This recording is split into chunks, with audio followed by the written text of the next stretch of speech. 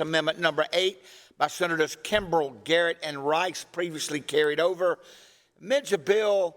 Senator State Library. from Spartanburg, Senator Kimbrell. What purpose do you ask, sir? Mr. President, speak on the amendment. You're recognized on your amendment. Mr. President, members, of course, this is the amendment we debated a few hours ago, and at this point, I would just move adoption of the amendment, Mr. President.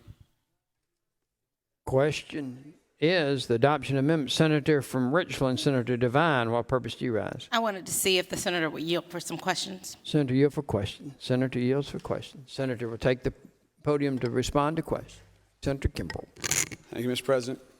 Thank you, Senator. So as I understand your amendment, is this amendment indicating that county libraries would have to certify to the state library that the county libraries do not offer books or materials that appeal to a prurient interest of children under the age of 17 in the children's, youth, or teen sections? Is that correct? Yes, it's requiring the senator that they would certify that there's a process whereby they obtain parental consent when they're minors, so 17 years and under. We're not saying they can't have the material in the library. We're simply saying there needs to be a process in place. It needs to be certified that there is a parental control there, that the parents have to be notified and consented. Okay, and Senator, what is the parental control that you're looking for? Consent, approval. In other words, take, for example, and this has happened in my county, it's happened in Senator from Pickens, his county. We've seen it in a number of these libraries where these books, even as young as first grade, you've got some inappropriate material there that a lot of parents have concerns about, and they don't want that to be just readily accessible by the child without the mom or dad knowing about it. So essentially, this would say this cannot be made readily available to a minor without parental consent. So it can be there, and if the parent says they are okay with their child viewing it, that's okay. But we've had a lot of instances where people have gone into these libraries, dropped their kids in the children's section or let their kids go to the youth section, and then they are exposed to things the parents didn't want them to be exposed to in the first place. We're simply saying there needs to be a mechanism where the parent is notified and there's consent provided. Okay.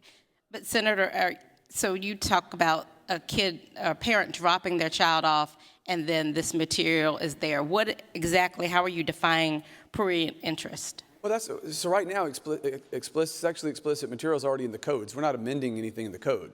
We're saying there needs to be a notification mechanism. So the existing definitions are unchanged or left unfazed by it. But if there's something of a sexual nature that's going to be targeted at a minor, we want the parent to have that opportunity to provide consent to the library before that child views it.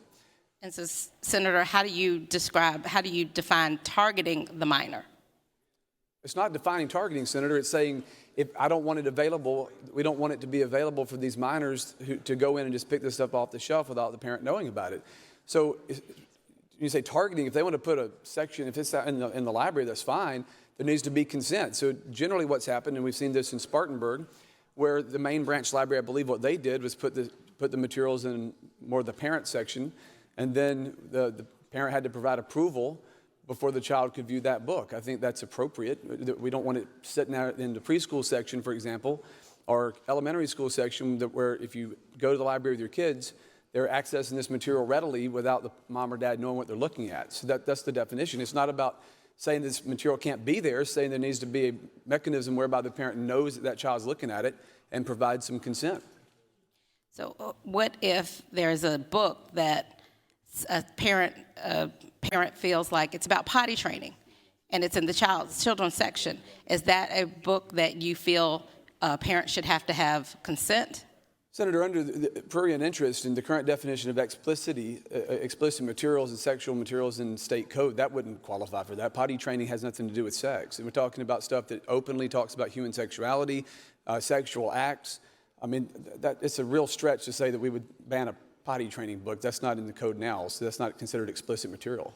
But some of the books that people have challenged have been books such as books that talk about, use language that describes genitalia, and when you're talking about health books or that kind of thing. So I just want clarity as to what book can a library, and then you're the one who said targeted, but how can a library certify this? What is the process that you're asking for before they could access this funds that they're allotted to by the state. Yeah, so Senator, let's go back to your example for a minute of the potty training book. I can't help what somebody challenges, but that's not considered explicit or prurient material. That does not fall into the definitions of explicit or prurient material as it exists now. We're not amending that. So I think that's a stretch to say we're telling somebody they can't look at a potty training book. I am saying if it openly talks about, let's be very blunt, because this is what happened in my county. It's not theory, it happened. A lot of parents have brought this to my attention. I know the senator from Pickens had the same problem, to where it's talking about oral sex, intercourse, talking about really advanced stuff in very young books. I mean, I saw books that were in first and second grade sections that were of a very sexual nature. That's explicit and prurient. So what we're saying is that does not need to be in a section where it's accessible by a minor without the mom or dad knowing about it. They can come up with, the libraries have some leeway under this on how they implement a procedure where the parent's going to be consented, but there needs to be parental consent. I don't find that to be a radical thing to say the mom or dad should know what their child is reading. Ultimately, any parent, look, I believe you get to make those decisions on what you want your child to read, but the library doesn't get to determine what your child reads. And they don't need to put stuff there that a lot of people would find inappropriate for minors, and parents don't want it. There needs to be a parental consent element to this, and that's what this is getting at. And Senator, I don't disagree with parental consent. I have young children myself, but I am trying to think logistically, and I don't want our county libraries to be penalized. So I'm just trying to get some clarification. What are you asking them to certify? For instance, here in Richland County, if you are enrolled in a public school, your school ID can actually be used as your library book, and a lot of children library card. And a lot of children can check out books online. They go in and they check out a book. So process-wise, under your amendment, it is saying they have to certify that they do not offer the books in those sections. So what would the library have to do? Well, Senator, I'm going to answer it again. I said it a moment ago. Ultimately, they have some leeway on how they want to do it. Some libraries do it differently than others. I believe what happened at home is they moved those materials to a section where the parent would have to give approval for that to be checked out by their child, okay? So there may be other libraries that have a different view on that. We're not explicitly prescribing, no pun intended, what process they're going to put in place. They just have to have a process whereby they can't, and I think it's pretty clear. We're saying they got to certify that, the language of the amendment's clear, that they can't offer any books that appeal to the prurient interest of a child under the age of 17 without parental consent. So they can have some leeway on how they want to obtain that parental consent. But I think it's pretty clear. I mean, it's common sense, right? If you have a section, let's go back to the example I gave of a few upstate libraries. If you have a children's section where there's books in there talking about oral sex or sexual intercourse, that it should not just be sitting on the shelf for a child to go pick up on his or her own without mom and dad knowing about it. So however they want to do it, if they want to put it behind the counter, if they want to put it in the parent section, whatever they choose to do to make sure there's a parental consent involved, they have some leeway on that, but it does not need to be available to these minors without some kind of parental notification or parental consent. And for these parents that just drop their children off at the library, Yep. What is the process for the library? They're not there to be babysitters. I'm not asking them to be, but I'm saying they don't need to. I think I just answered that, Senator. They don't need to put this stuff. If you drop your child off at the library, I don't know people. But a child is not limited to just the. Let me answer your question. I made it clear a moment ago, the example. Just don't put it there where it's easily picked up by the kids. So if you drop your child off at the library, they don't need to be able to walk into the children's section and pick up something about sex, period. I mean, if they need to put that behind the counter or somewhere else, fine. If you drop your child off, that child does not need to be able to view those materials unless mom and dad comes back and says, okay, you can look at that or you can check that out. So, I mean, I think there's different ways to proverbially skin that cat, but the idea would be it does not need to be sitting out in the open where a parent doesn't have any check on what their child is picking up and reading. So this parent that drops their child off at the library, the child goes in the children's section, but then the child leaves the children's section and decides to go into another section and there is a book. Is that library penalized? No, I mean, look, I think it needs to be in a controlled section. I've made that clear. What Spartanburg did is put it behind the counter there where the mom and dad has to say explicitly, you can look at this. I think that's what most we've seen who have taken this on voluntarily because of complaints from constituents. That's what they've done. This doesn't need to be in the children's section. They need to figure out what it's going to require to obtain parental consent for this. But you are tying now their ability to access state funds to this process that you are saying it's up to them to have the process.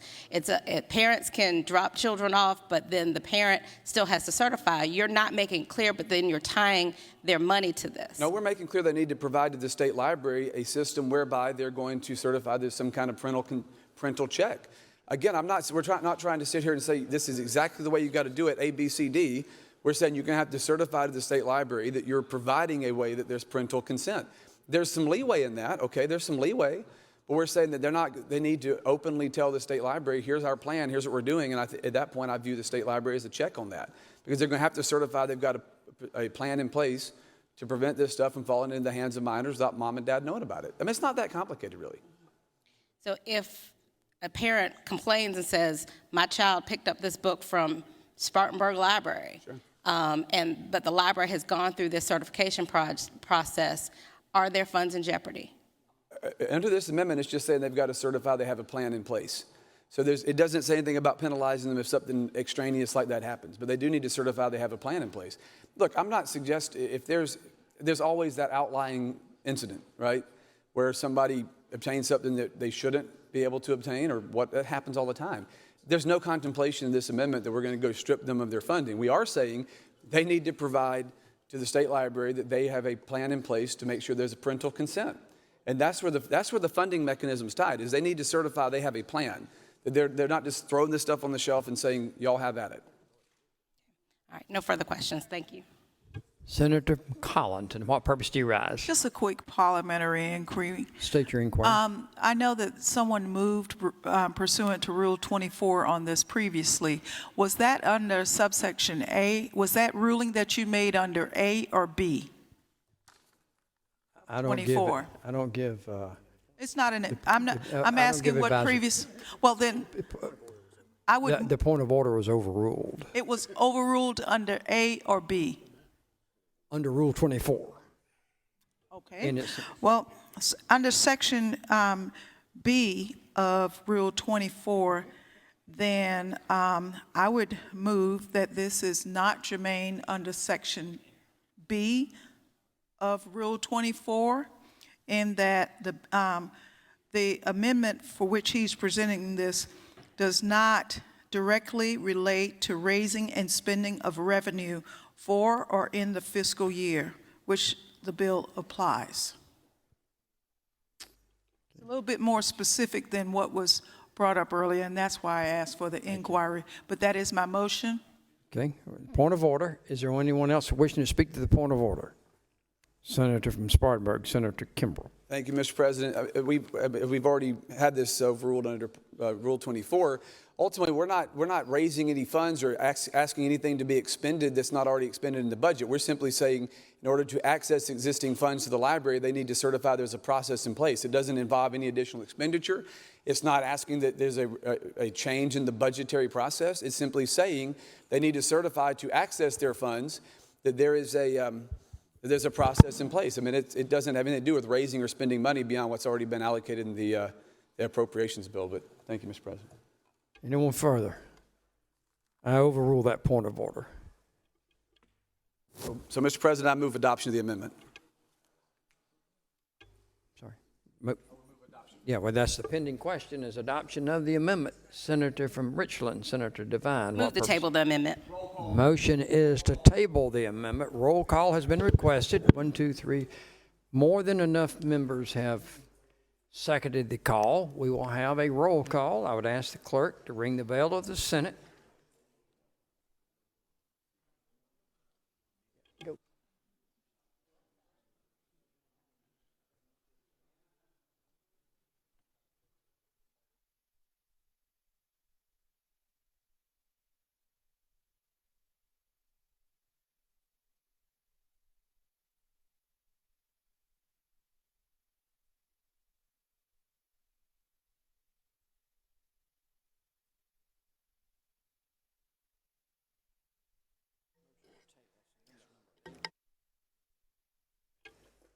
The pending question is the motion to table the amendment. Amendment number 8 is the amendment that is before us. Roll call has been required. The reading clerk will please call the roll of the Senate.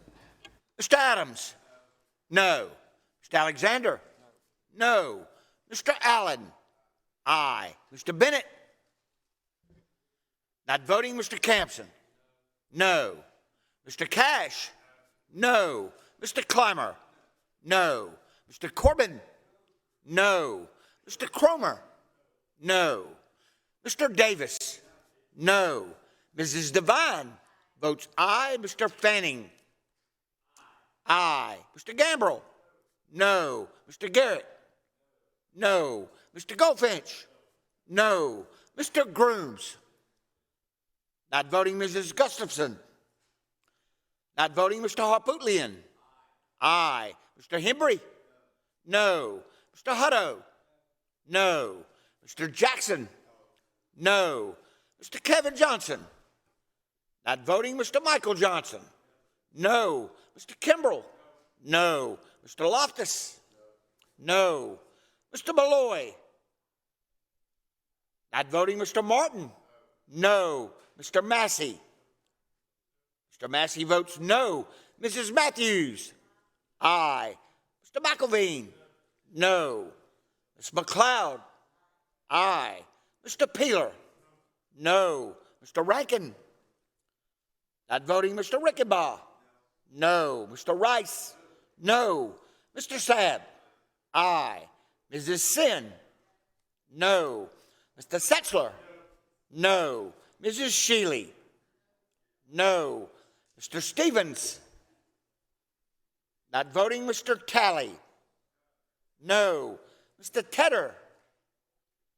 Not voting, Mr. Turner? Mr. Turner votes no. Mr. Burden? No. Mr. Williams? No. Mr. Young? No. Of all senators voted, Senator Rankin votes no. Further members wishing to cast your vote, Senator Tedder votes aye. Senator Stevens votes aye. Further members of the Senate wishing to cast your vote, last call. Polls are closed and the clerk will tabulate. By a vote of 9 to 32, the Senate refuses to table the motion, the amendment, the pending question. Senator from Richland, Senator Devine, what purpose do you rise? I'd like to be heard on the amendment. You're recognized on the amendment. Thank you, Mr. President. Ladies and gentlemen of the Senate, I understand what this amendment says. I have small children myself. My youngest is 7 years old, and I do understand a parent having the ability to look at what their children have access to.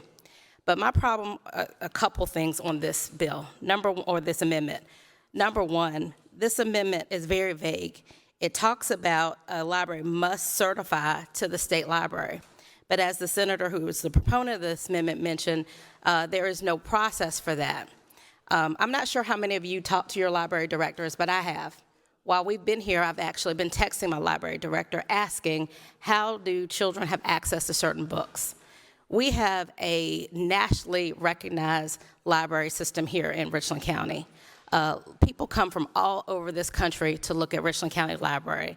They are doing everything right. But sometimes the children have access, as the senator mentioned, parents drop their children off. You can't always decide what the children get into. And yes, even if you have a system to, quote, certify that you are not providing these materials, the materials are in the library. Who is to say that a child can't, someone go and put a book down and then a child picks another book up that's not in the children's section, and then are we going to hold these libraries accountable and hold up their state money because of this process? If they certify that there's a process, then and someone complains, are they going to be penalized and say, well, you certified that the process, but the child still had access to this? In addition to that, here in Richland County, and I know other counties may be different, but children actually have access or have their library card is their school ID. And so they can go online and have access to books, or they can order a book and then they can come in. Who's to say, and a senator asked me earlier when we were talking about this, about, well, what if a 17-year-old comes in and brings a 13-year-old? How are we going to hold a library accountable for those things? I have lots of folks who are babysitters, and they go in and they take children to the library. They're not the parent. If the parent is not there, can the babysitter then certify and allow a child to check out a book? If that's not the case, then what does the parent do? If the parent has to send their child in with another parent that might be the non-custodial parent, there's just too much ambiguity in this. The other problem I have with this is when we talk about children under the age of 17. Well, as many of you probably have very talented children, my children are all very talented. My daughter, when she was in high school, was taking college credit courses. And she actually graduated high school, as did I, at the age of 17. And so are you saying that if I am an advanced child and I'm doing an essay and I'm asked to do an essay on a book that you believe has prurient interest but is educational quality, that I can't have access to that to do my report for a college course? So there's just so much in this amendment.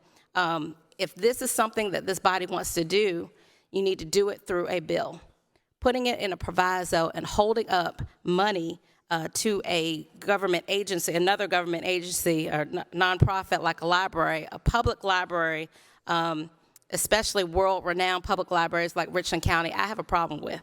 And so I'm just asking you all that if this is something we want to do, then you can do it through the regular process. But I'm asking that we not pass this bill to hold up any of these funds to our libraries that are well-deserved, that need these funds to continue to do excellent programming within our communities as they do, just because there is a process of certifying that someone may not like or may not believe is amenable.